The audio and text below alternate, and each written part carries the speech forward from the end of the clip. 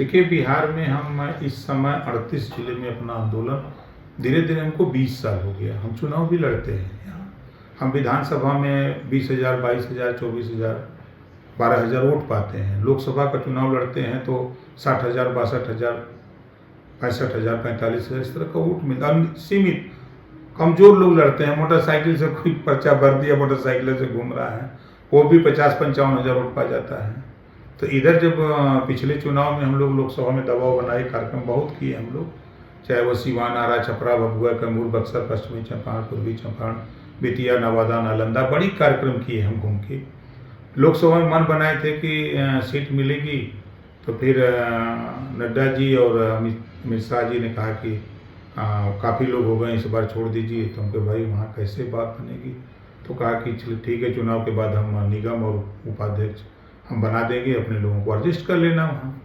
हम कहे ठीक है, तो उस आधार पर मान गए थे। लेकिन अब जो 25 का चुनाव आ रहा है, उसके लिए एकदम कमर कसे हुए हैं और मन बनाए हुए हैं यहाँ कि 156 सीटें विधानसभा में हैं, जहाँ अकेले राजभर, रजवार, राजवंशी, राजधोक का वोट 30,000, 40,000, 50,000, 60,000 एक एक विधानसभा में वोट है, गिनती नहीं है।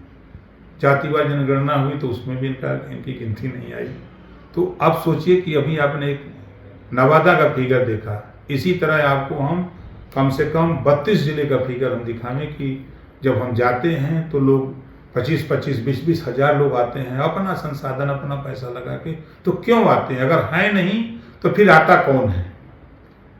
तो क्या माना जाए, ओम प्रकाश राजभर जी विधानसभा के बिहार के चुनाव में दस्तक देंगे? 100% हमने मन बनाया है कि यहाँ कम से कम प्रयास होगा कि समझौते में चुनाव लड़ें। और हम एनडीए गठबंधन में हैं, अगर वो लोग स्वीकार करते हैं, सीट देते हैं तो ठीक है, नहीं तो किसी से भी गठबंधन करके चुनाव लड़ेंगे। कितने सीटों पर लड़ेंगे? देखिए, हम 156 सीट तैयार कर रहे हैं। तो क्या बिहार की कीमत पर आप गठबंधन तोड़ देंगे एनडीए से? भाई हम आपके साथ हैं तो फ्री में वोट थोड़ा दिलाएंगे। भाई हमारे लोग यहाँ काम कर रहे हैं, मेहनत कर रहे हैं 20 साल से, तो उनको भी उम्मीद है ना कि हम भी एमएलए बने, हम भी मंत्री बने, हम भी एमएलए बने, एमपी बने, उनकी मंशा होती है ना। तो मतलब ये तो बड़ी बात हो जाएगी कि अगर बिहार में आपको सीट नहीं मिलेगा तो आप गठबंधन तोड़ देंगे। भाई अभी इलेक्शन हुआ था ना, जदयू और भाजपा गठबंधन में 2 सीट भाजपा को मिली थी, तरारी और रामगढ़। तो मैंने नॉमिनेशन करा दिया था तरारी और रामगढ़ में। फिर उसके बाद यहाँ के प्रदीप जायसवाल जी प्रदेश अध्यक्ष का फोन आया कि साहब गठबंधन हमके यूपी में है, बिहार में नहीं है। फिर विनोद तावड़े जी का फोन आया तो उन्होंने भी कहा गठबंधन हमके ना, गठबंधन नहीं है। फिर बात वहाँ दिल्ली हुई, नड्डा जी से बात हुई, फिर गृह मंत्री से बात हुई। तो बात होने के बाद तो फिर ये तय हुआ कि भाई ठीक है, जो आपने कहा था लोकसभा टिकट नहीं दिया, तो अध्यक्ष और उपाध्यक्ष देने की बात की थी आपने, वो भी नहीं दिया, तो फिर उसी को पूरा करो, तो फिर बैक हो। तो फिर उन्होंने कहा कि ठीक है, चुनाव के बाद हम लोग उसको फाइनल करते हैं। तो वो सीट फाइनल हुई कि एक अध्यक्ष हम जो होगा और 2 निगम के मेंबर होंगे, तो उस पर हमने पर्चा वापस किया है। तो सर कितने सीटों पे बिहार में लगभग आपकी तैयारी है? देखिए, तैयारी तो हम मधेपुरा, कटिहार, अररिया, अरवल से लगाए तो जो है उधर सिवान में, चाहे पश्चिमी चंपारण, पूर्वी चंपारण हो, चाहे बेतिया हो, चाहे आरा हो, छपरा हो, कैमूर हो, बक्सर हो, चाहे आपके नवादा हो। अब कल आप देखिएगा, कल स्वागत है, तैयारी है, आप आइए देखिएगा। आप जब आप आएंगे ना तो आपको लगेगा कि न भूतो न भविष्यो, ये कार्यक्रम आपको नजर आएगा। और हमें जो अंदाज है कि मिनिमम भीड़ होगी तो 40,000 से कम भीड़ नहीं होगी। तो बिहार में कितनी सीटें मांगेंगे? भाई हम ज़्यादा नहीं मांगने वाले हैं, खाली 25 सीट मांगेंगे। कौन सी पार्टी है सर आपकी? हमारी पार्टी का नाम है सुहेल देव भारतीय समाज पार्टी, रिटेन में उसे भारतीय समाज पार्टी हम लोग कहते हैं। नहीं, ठंडे बस्ते में नहीं चला गया, उस पर जानकारी जुटाई जा रही है कि भारत सरकार ने एनआरसीटी एक स्कीम चलाई कि जो मदरसा है उसमें भी समान शिक्षा हो, अंग्रेजी हो, हिंदी हो, मैथ हो। तो उस बात को लेकर के मुख्यमंत्री ने निर्देश दे दिया। वो लगभग करीब 22 तक चला। 22 के बाद बगैर मुख्यमंत्री के आदेश के बंद हो गया। तो इधर जब हमको जानकारी हुई कि बंद हो गया तो हमने कुछ अधिकारियों से बातचीत की, तो कोई सकारात्मक उत्तर नहीं मिला। तो फिर हमने उस पर एक पत्र लिखा कि किन कारणों से ये बंद हुआ है।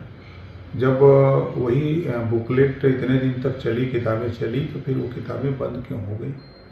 तो उसी पर पत्र लिखा है, उसी पर इंक्वायरी हो रही है। जब उनको अंदाजा किसी एक हफ्ते में जवाब लोग देने के लिए कहे हैं।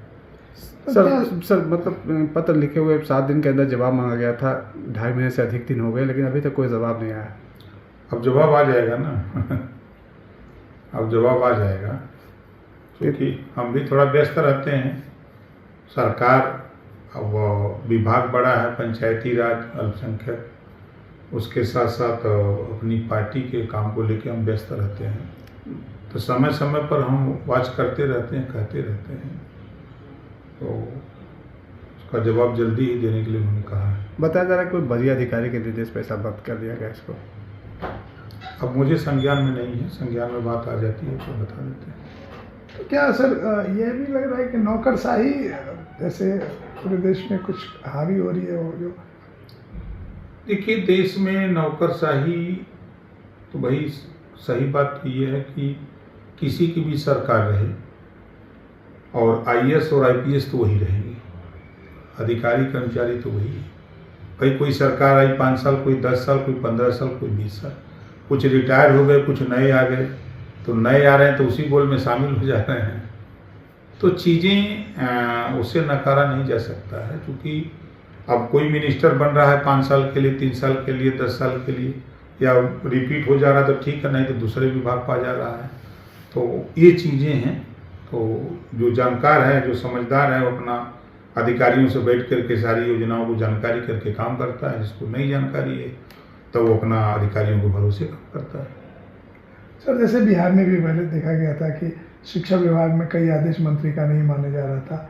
आपका भी यूपी में 7 दिन में जवाब मांगा, 2.5 महीना हो गया। तो ये एक नौकरशाही का एक, हाँ, उसको हम स्वीकार करते हैं। आपकी बात से हम सहमत हैं कि मुख्यमंत्री जी का जो निर्देश है कि कोई भी फाइल 3 दिन एक टेबल पर न रहे, अगर इतने लंबे समय तक रहे तो कोई ना कोई प्रश्न उठता है उसमें।